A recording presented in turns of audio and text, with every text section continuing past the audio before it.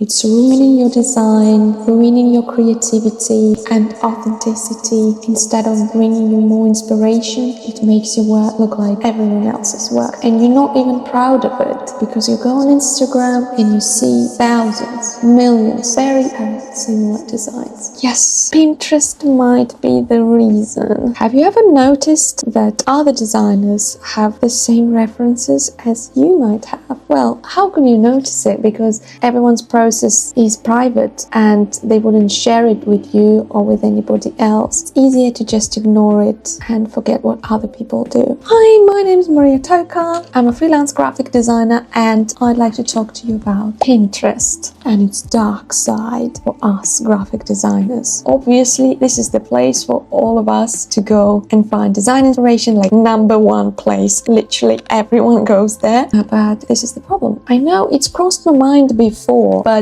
I've been noticing more and more signs how Pinterest work and that it serves us the exact same stuff, which is frustrating, not gonna lie. I'm gonna quickly explain the problem and how I notice it. Do you know these story templates on Instagram when somebody created a template and you're supposed to fill it in with your pictures? Oftentimes it's supposed to be a collage of something on some particular topic, and I've come across quite a few templates like that which are related to Pinterest. Something like how Pinterest sees you as a person, and the screen was divided into 6 sections. For example, like character, place, quote, color, and something else. I don't remember exactly. And the point is to search these terms on Pinterest. For example, you just type into the search bar character, and the first picture that pops out is your character. So this is like how Pinterest sees you, because if you use Pinterest a lot, Pinterest probably know a lot about you, about your taste, and it knows what to suggest you. But I didn't realize how similar it is for everyone, because I saw other people's stories of this template and I've been seeing the same characters over and over again. Well, obviously not 100% people had the same results, but quite a lot of people had the exact same result as I had for the character, which is a little bit suspicious considering how many pictures Pinterest has in total. Just imagine how huge of a library it has, and out of all of these pictures it shows us the same results. And I realized this is not to blame some imaginary man that is behind Pinterest and serves us the same content for some mysterious reason, because they are very mean and they don't want us to be original. That's not the reason. I guess it has something to do with the algorithm and how it works, but that was quite frustrating considering that you've been served the same content everywhere, as if we don't have enough references. We have more than enough. There's abundance of images on Pinterest. There's something wrong here. And another time when I noticed it is when I've watched a couple of videos of designers when they were showing their work process. Not many designers share this kind of thing online because it takes a lot of work to film all of it, and it's quite an intimate moment sometimes when you scroll in Pinterest. You just want to relax, you don't want to be watched, and when you're filming you are kind of watched because you're lazy enough to cut out every single moment that you don't want to show. So you either show everything or not. So what I've noticed that when I'm searching for something like a grunge poster to create a mood board, I've been seeing the exact same references as other designers. Maybe there are not many pictures on that topic, I'm not sure why. And I realized when you go on Instagram, you kind of see this repetitiveness of the same design template, we can call it that way. I don't know, it's just not as inspiring anymore. It feels like everybody follows the same template. It's hard to explain. It's a kind of selfish feeling, but at the same time, I feel like creative people, they have this internal need to be at least a little bit different from everybody else. They don't want to be the same. Probably everyone has this need to be a little bit different, to feel that you exist, that your art matters, that it's not just something that anyone can replicate in 5 seconds. I guess I feel like I'm explaining obvious things. Anyways, I'm just trying to get to the root of the problem. But the problem is with Pinterest. I don't think it's with designers, no. And I found a few possible reasons why this is happening, and I'll try to explore each of them a little bit. And the first is algorithm bias and repetitive content. Pinterest shows what's already popular, not necessarily what's innovative. The more people save a design, the more it gets recommended. This leads to an echo chamber of the same styles. For example, if I search for minimalist logo, same modern sans serif geometric logos appear, and probably the exact same logos, literally. And if you search it from another browser or from an incognito tab, you'll probably get something very, very similar, and the chances are you will get the same images. And the result of that, many designers unknowingly copy trends rather than developing something new. Second, lack of time. I would call Pinterest a fast food restaurant. Like if you're really hungry and you don't have time to wait for your food to be cooked, you just want to eat right now, it does the job. It does the job perfectly. You're not hungry anymore. It's just so easy, and because it's just so quick, you don't need to go to different websites depending on your design project. You can find everything, all types of graphic design on Pinterest, not only graphic design, interior design, fashion design, anything. Everything is at one place, which is really convenient. So if you need a design yesterday,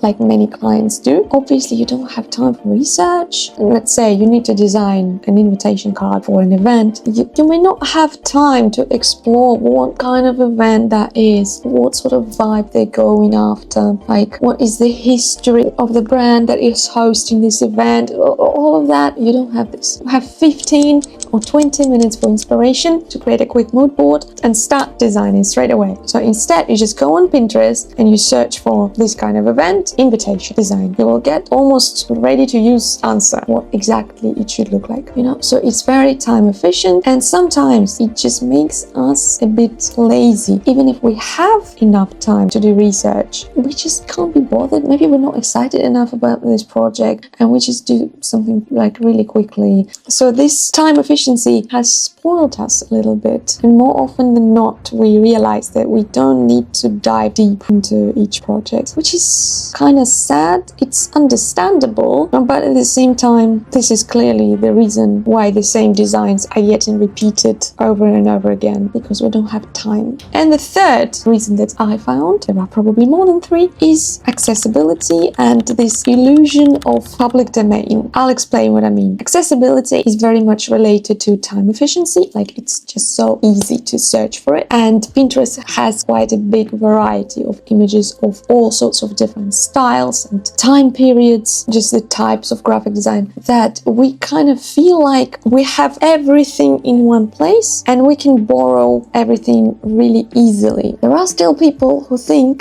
that they can just take any picture from Pinterest and use in their design, and that's totally fine copyright wise. Yeah, you'd be surprised, but there are still a lot of people like that. Or maybe, okay, maybe they understand that actually I'm not allowed to use this picture, but I can use a very, very similar picture, or I can create a very similar picture, or generate, or I can copy the layout. And given that oftentimes images on Pinterest don't have any context, they don't even say the original author of this work who created it, because the pin you see is probably been repinned by multiple people, so the original author is lost. There are no links, no context why it was created or at what time period, what it symbolizes. It kind of feels like a bunch of visual references that don't mean anything. They are just here to inspire us visually, and because we don't know any history behind each picture, any context, we're kind of assuming that we can adapt it to any context we need, because there is no conflict. What kind of example to give you? For instance, if you search for a particular time period, let's say 70s, you want to create a 70s style in your design, but there's no guarantee that all the pictures that you will get from the 70s search, the term 70s design, are actually from 70s, because a lot of them were recreated just recently, and that's how people think 70s look like. No one checks, no one moderates Pinterest in terms of the accuracy of the used terms. I'm not saying that it should be moderated.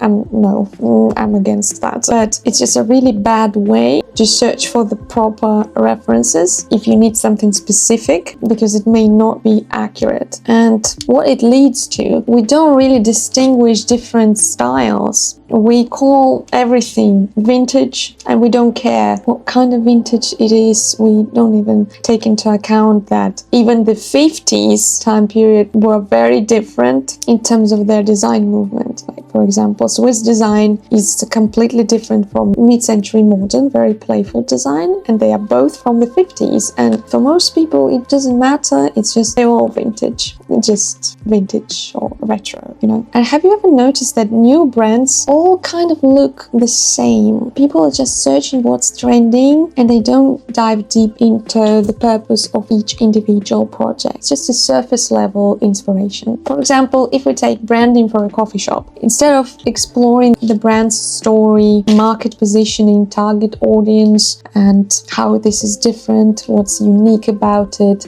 how could we highlight those unique features and show it in our visual brand identity, what designers normally do, they just go on Pinterest and they search coffee shop branding, and what they see, everything looks kind of the same. This very playful style, kind of retro for hipsters, bold, decorative, playful fonts, sometimes bubble fonts, just because they are trendy right now. And that's what all coffee shops do. I mean, yeah, if they are for young audience, we need to consider trends, but there must be something else a little bit below the surface. Would be nice. So what's the alternative then? The first really nice alternative I would suggest you is books, especially graphic design books. I'm going to show you some of my favorite ones. I wish I could have all of them as physical books, but I don't have that much space to build the entire library. But if you have access to libraries with design books, please use this. You're so lucky. But of course it would be websites. Even Behance is a good alternative, even though it's really popular as well, but it's not as popular as Pinterest, and the projects are more curated there. But something is different with its algorithm lately. It feels like it shows me not the most popular and the best projects that they have. It feels like it shows me just random projects, or maybe the newest that's been uploaded. I don't know. Something like I really need to scroll a lot until I find something really decent. But if you know how to deal with the search, how to filter it properly, that's an amazing place. Also websites like Designspiration, Arena, Awards for web design, Typewolf for typography, ArtStation for illustration, and there are more of them I'm gonna list right here. Second, real-world observations, one of my favorite ones. Just look at street posters, old magazines, vintage packaging is perfect for inspiration. Places like public libraries, museums, you can really find something unique there. Also shops would be great source of inspiration, especially vintage ones. You have them. Some record stores, they're amazing. It's just like an art gallery, and bookshops, souvenir shops sometimes. Just take pictures of everything and collect your own references folder on your phone that nobody else has. How cool that would be. And if you live in a place where nothing is beautiful and you don't have any museums, any bookshops, any libraries, anything to find design inspiration from, even though you might still take inspiration from what's out there, even if it looks ugly, you can take inspiration from ugly design. That could be an interesting route too. But another way could be to take design inspiration from other creative fields, not necessarily from graphic design. It could be art, photography, fashion, cinema. For example, Wes Anderson's color palette, like vintage movies, typography is just incredible. Not necessarily vintage, modern movies as well. Brutalist architecture, if you have architecture where you live, some buildings, you know. Even if the place where you live seems really dull, grey and boring to you, you can find something unique about it and take inspiration from that, like if you embrace this style. And another way is hands-on experimentation. if you try creating analog collages, scanning old print designs, experimenting with different analog techniques, or scanning anything old that you can find, old magazines, newspapers, packaging, old anything that's been printed and it's old and looks like rubbish, you can find something in it, just trust me. And to conclude my thoughts, I'm not against Pinterest. I think it's a great website for solving your inspiration problems quickly, but like I said, it's kind of like a fast food restaurant. If you eat there every time, every day, there might be a problem later. I mean, you can create something really nice from Pinterest inspiration, but then you probably realize that thousands of other people did the same, or maybe not, but it's still good to diversify your inspiration sources,